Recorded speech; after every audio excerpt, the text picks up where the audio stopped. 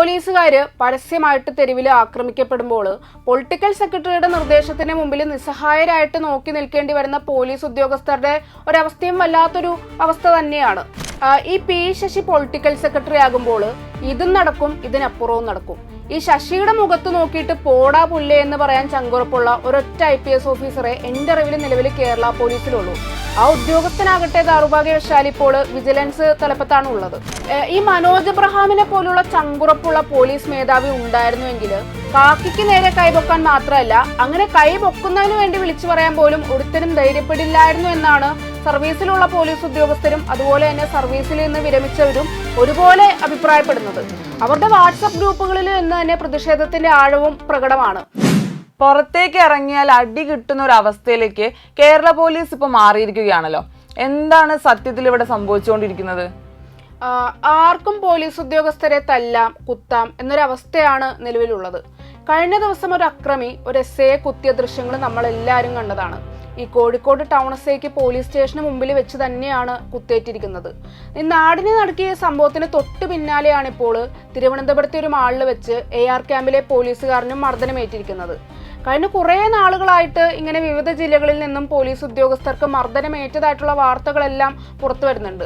അതുകൊണ്ട് തന്നെ ഇതൊരിക്കലും ഒരു ഒറ്റപ്പെട്ട സംഭവമായിട്ട് ഒരിക്കലും കാണാൻ കഴിയില്ല.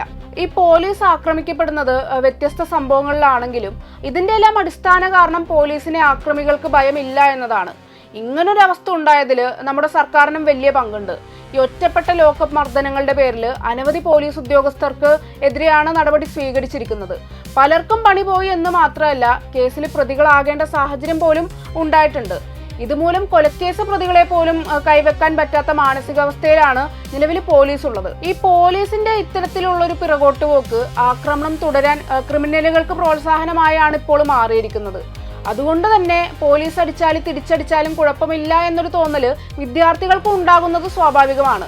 ഈ പോലീസിനോടുള്ള ഭയം പോയാൽ ഇതും നടക്കും, ഇതിലപ്പുറവും നടക്കും. ചുരുക്കി പറഞ്ഞാല് ഈ ഒരു പോക്ക് പോയാല് കേസന്വേഷണത്തിലും അതുപോലെ തന്നെ ക്രമസമാധാന പാലനത്തിലും മിടുക്കരായിട്ടുള്ള കേരള പോലീസ് ഒന്നിനും പറ്റാത്ത പോലീസായി മാറാനും അധികം സമയമൊന്നും വേണ്ടി വരില്ല. തിരുവനന്തപുരത്ത് ഇപ്പോൾ സംഭവിച്ചത് പോലീസ് സേനയ്ക്ക് തന്നെ ഒരു നാണക്കേടുണ്ടാക്കുന്ന സംഭവം അല്ലേ?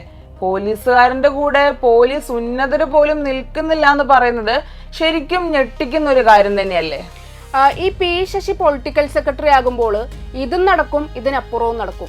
ഈ ശശിയുടെ മുഖത്ത് നോക്കിയിട്ട് പോടാ പുല്ലേ എന്ന് പറയാൻ ചങ്കുറപ്പുള്ള ഒരൊറ്റ IPS ഓഫീസറെ എന്റെ അറിവിൽ നിലവിൽ കേരള പോലീസിലുള്ളൂ.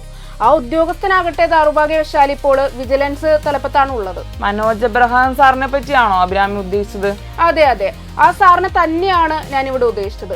അങ്ങനെ പറയാൻ വ്യക്തമായിട്ടുള്ളൊരു കാരണവുമുണ്ട്. ഈ മനോജ് എബ്രഹാം പോലീസ് മേധാവി ആയിരുന്നുവെങ്കിൽ പൊളിറ്റിക്കൽ സെക്രട്ടറിയോട് പോയി പണി നോക്കാൻ പറഞ്ഞ് പോലീസുകാരനെ അടിച്ചവരെ തൂക്കിയെടുത്ത് അകത്തിടാൻ നിർദ്ദേശം നൽകുമായിരുന്നു എന്നൊരു പ്രചരണം പോലീസുകാർക്കിടയിലും അതുപോലെ തന്നെ ഉദ്യോഗസ്ഥരുടെ വാട്സപ്പ് ഗ്രൂപ്പുകളിലും തന്നെ ഇപ്പോൾ നടക്കുന്നുണ്ട്. മുൻപ് മനോജ് എബ്രഹാം ഇതേ തിരുവനന്തപുരം സിറ്റിയിൽ പോലീസ് കമ്മീഷണർ ആയിരുന്നപ്പോഴാണ് MG കോളേജിൽ വലിയൊരു സംഘർഷം ഉണ്ടായിരുന്നത്. CIക്ക് നേരെ ബോംബാക്രമണം വരെ ആ ഒരു സംഭവത്തിൽ നടന്നിരുന്നു. ഇതറിഞ്ഞ് സ്ഥലത്തെത്തിയ മനോജ് എബ്രഹാമിന്റെ നേതൃത്വത്തിലുള്ള പോലീസ് സംഘം കോളേജിനുള്ളിൽ കയറിയാണ് ലാത്തി ചാർജ് നടത്തിയത്.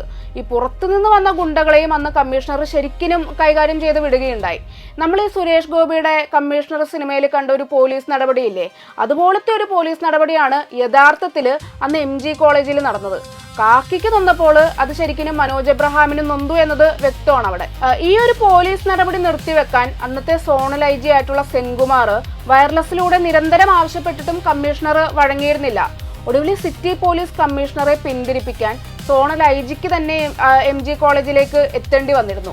ഈ കമ്മീഷണറുടെ ഉത്തരവ് പ്രകാരം അടി തുടങ്ങിയ പോലീസ് IG നേരിട്ട് വന്നിട്ടും ലാത്തി ചാർജ് നിർത്താതിരുന്നതിനാൽ പ്രകോപിതനായിട്ടുള്ള TP സെൻകുമാർ ഒരു പോലീസുകാരനെ കുത്തിന് പിടിച്ച് ആഘോഷിക്കുന്ന വീഡിയോ ഇപ്പോഴും യൂട്യൂബിൽ അവൈലബിൾ ആണ്.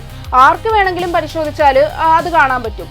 പുതിയ സാഹചര്യത്തിൽ പോലീസ് ഗ്രൂപ്പുകളിൽ ഈ ദൃശ്യവും വ്യാപകമായിട്ട് പ്രചരിക്കുന്നുണ്ട് എന്നാണ് മനസ്സിലാവുന്നത്. ഈ മനോജ് എബ്രഹാമിനെ പോലുള്ള ഒരു പോലീസ് മേധാവിയെയാണ് പോലീസുകാർ ആഗ്രഹിക്കുന്നത് എന്നത് ഈ ഒരു പ്രതികരണങ്ങളിൽ നിന്ന് തന്നെ എന്തായാലും വ്യക്തമാണ്.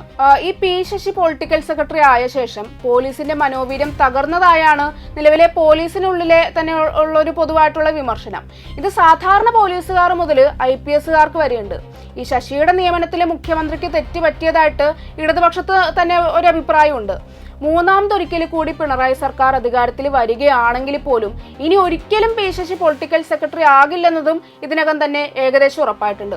തിരുവനന്തപുരം സംഭവത്തിൽ പൊളിറ്റിക്കൽ സെക്രട്ടറി സമ്മർദ്ദം ചെലുത്തിയാണ് പോലീസുകാരനെതിരെ കേസെടുപ്പിച്ചത് എന്ന സൂചനയാണ് ഇപ്പോൾ പുറത്തു വരുന്നത്. മുൻവൈരാഗ്യത്തിന്റെ പേരിലാണ് സിവിൽ പോലീസ് ഉദ്യോഗസ്ഥനായിട്ടുള്ള മിഥുൻ റോയിയെ പിന്തുടർന്ന് SFI പ്രവർത്തകർ സംഘം ചേർന്ന് ആക്രമിച്ചിരിക്കുന്നത്.